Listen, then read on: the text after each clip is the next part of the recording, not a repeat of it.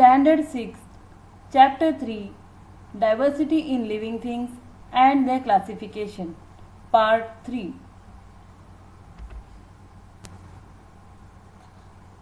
Need for classification of plants. Classification means grouping items together. So, plants were also grouped. Now, why do they do that? As scientists started studying about the plants and their various functions, various sizes, various shapes of the plants, they collected a lot of information about different types of plants. Now, while studying, they found that plants were of different types. That is, they found diversity in the plants. So they had to classify them. They found that if we group them together, it will become very convenient for us to find more information about plants. So they started classifying them. That is, on the basis of similarities and differences. There are many plants that are similar in maybe shape, their leaves, kinds of stem, height of the plant, that is stem. So they had started grouping. In the same way, we can classify them in the similarities and differences, in their structure, organs, characteristics, features, that is function. So on this basis, plants were classified. The scientist Carolus Linnaeus made the first scientific classification of plants. Initially, it was his method of classification that was used by all. Children, here is an activity for you to do. Observe and discuss. Take a round through a garden or in your surroundings and list the plants that you see. Draw the pictures as well.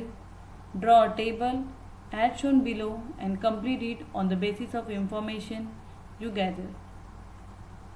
Now here you can see the column, name of the plant, where does the plant grow or occur, nature of the stem, then its stem is hard or soft, its color, then its thickness, that is circumference also you will write, then its height, whether it is short, medium, very tall, its branches, number of branches, its nature, then leaves, its color, shape, ages, flowers, information you have to write, nature of the fruit, and which part is used, that is its uses also you have to write.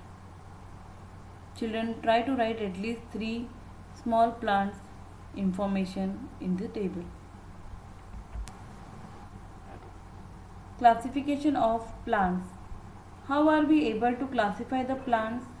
Now, we can easily notice from the picture over here the difference in their shape and the height of the plant in our surroundings. Now, if you look at the picture, you will find that there are very small plants, there are plants that grow at particular height, and we find plants like banyan and coconut that grows very tall. Even that, we find that there is difference in their branches, in their leaves which spread out. So all these were the different ways in which plants are classified.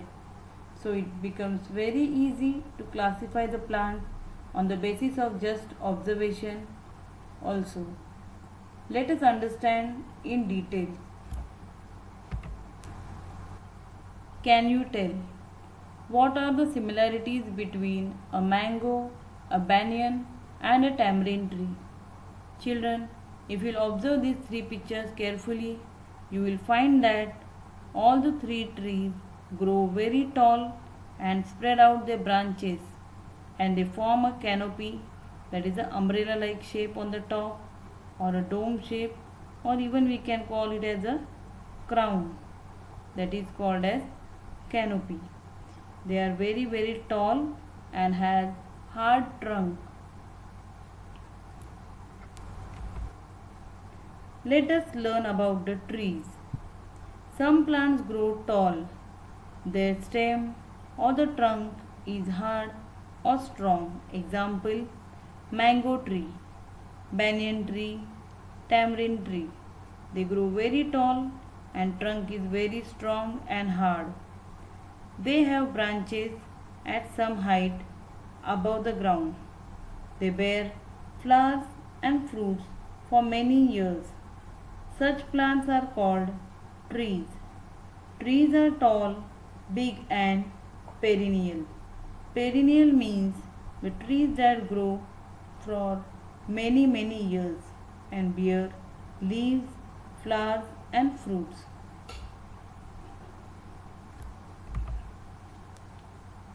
What are the similarities between the hibiscus, oleander and lantana plants?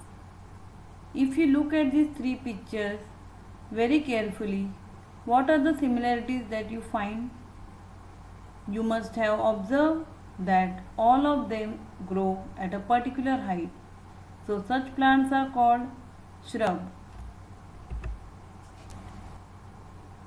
Shrubs. Some plants grow close to the ground. They give out branches very close to the ground. They are shorter and smaller than trees, but they have thick and hard stem. Example, oleander, hibiscus, lantana, corunti and rose are shrubs that grow up to 2 to 3 meter height. What are the similarities between fenugreek and periwinkle plants? Fenugreek, what we call them as methi. We eat them as a leafy vegetables. These plants are very short, so they are called as herbs. Herbs grow 1 to 1.5 meters tall. The stem of herbs are green and quite flexible.